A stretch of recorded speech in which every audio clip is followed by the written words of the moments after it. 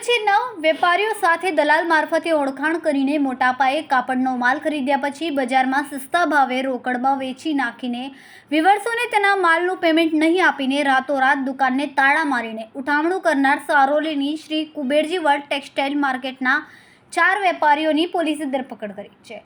આરોપીઓએ અડાજણના વિવર્સ પાસેથી ગ્રેપ કાપડનો માલ ખરીદ્યા બાદ 15.38 લાખનો ચૂનો ચોપડ્યો હતો, જેથી પોલીસે ચારેય ઠગબાજની ધરપકડ કરીને વધુ તપાસ હાથ ધરી છે।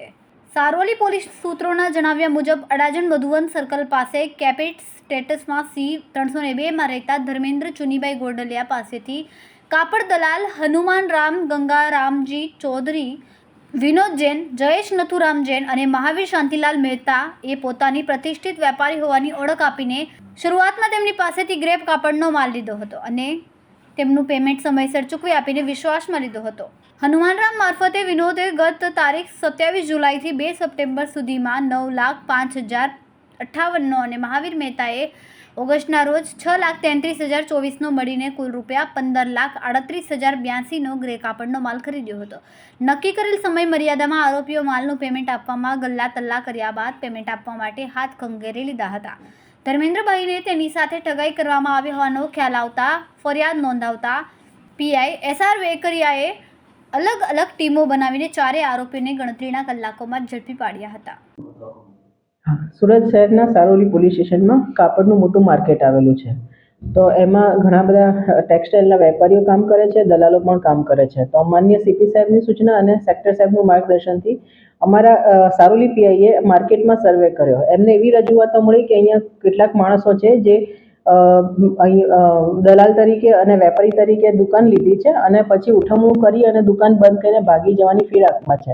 તો જેથી સારોલી પીઆઈ અને એમની ટીમે એ જે કુબેરજી વર્લ્ડ છે એનો સર્વે કર્યો કે માર્કેટ છે ટેક્સટાઇલ માર્કેટ, ત્યાં જઈને સર્વે કર્યો, દરેક દુકાનો ચેક કરી કે કોના નામે છે, કોણ ભાડે લીધું છે અને જેણે ભાડે લીધું છે એ પોતે બેસે છે કે બીજો માણસ બેસે છે, એનો બધો સર્વે કર્યો। ત્યાંના વેપારીઓ સાથે મીટિંગ કરી અને એમને સૂચનાઓ પણ આપી, નોટિસ પણ આપી કે તમારે ભાડા કરારથી લઈને એને જે પણ પોલીસને જાણ કરવા સુધીની તમામ પ્રક્રિયા છે અને તમારે અનુસરવાની છે અને તમારા ધ્યાન પર કોઈ હોય તો તમે અમને ફરિયાદ કરી શકો છો। તો સારોલી પીઆઈનો અમારા આજે ફરિયાદી છે ધર્મેન્દ્રભાઈ ગોંડલિયા, એમણે સંપર્ક કર્યો કે એમની સાથે 15,38,000 જેટલું ચીટિંગ થયું છે અને એમાં 4 જણા છે। એમાં સૌથી પહેલાં છે દલાલ છે, એનું નામ છે હનુમાન રામ ગંગારામજી ચૌધરી, જે મૂળ રાજસ્થાનનો છે અને સારોલીમાં રહે છે અને એને કાકાના નામથી ઓળખે છે।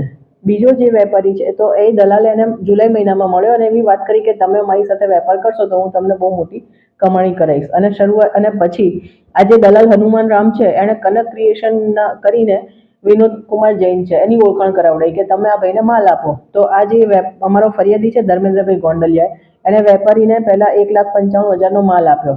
તો વિનોદ રાવે પહેલાં એનું પેમેન્ટ કરી દીધું, એટલે આ વેપારીને ભરોસો બેઠો।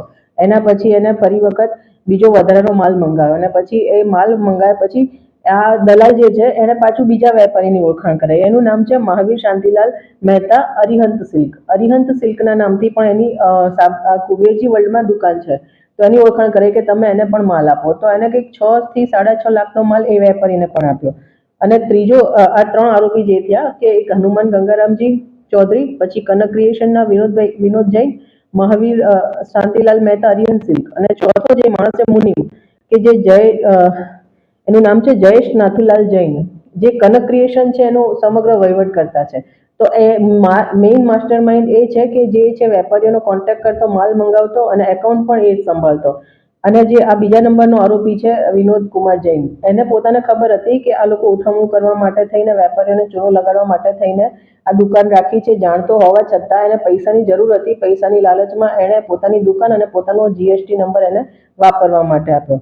તો જુલાઈ મહિનાથી લઈને હમણાં 2જી તારીખ સુધીમાં આ જે લેવડ દેવડ થઈ એના પછી ફરિયાદ આવી, ફરિયાદ દાખલ કરી અને હજી પણ આગળ તપાસ ચાલુ છે કે બીજા કેટલા વેપારીઓ સાથે આવું ચીટિંગ કર્યું છે। અને બીજું પીઆઈને બાતમી પણ મળી, એ ગયા ત્યારે એમને ખબર પણ પડી કે આ લોકો આ મહિનામાં દુકાન બંધ કરી દેવાના છે, 16 તારીખના રોજ દુકાન બંધ કરીને જતા રહેવાના હતા, પણ એડવાન્સમાં જ આપણને માહિતી મળી ગઈ, જેથી કરીને ગુનો દાખલ કર્યો છે અને આરોપી પણ લઈ આવ્યા છે। અને એ સિવાય તપાસ ચાલુ છે, તપાસમાં બીજા પણ જે નામ ખુલે એ લોકોને પણ અટક કરવાના છે।